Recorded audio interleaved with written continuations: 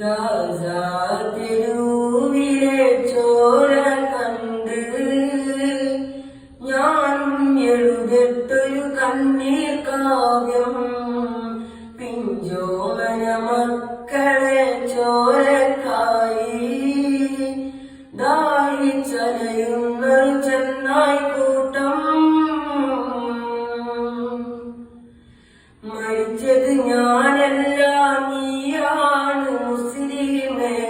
ഫാസിസ തടവറയിൽ അടിമയായി നിൽപ്പോ നീ.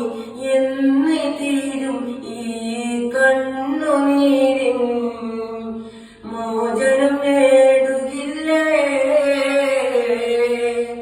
ഫലസ്തീൻ ചിരിയെന്നത് കാണാക്കിനാവല്ല.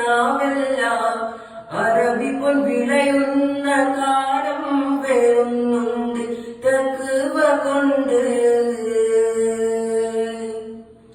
നേടിടുവേ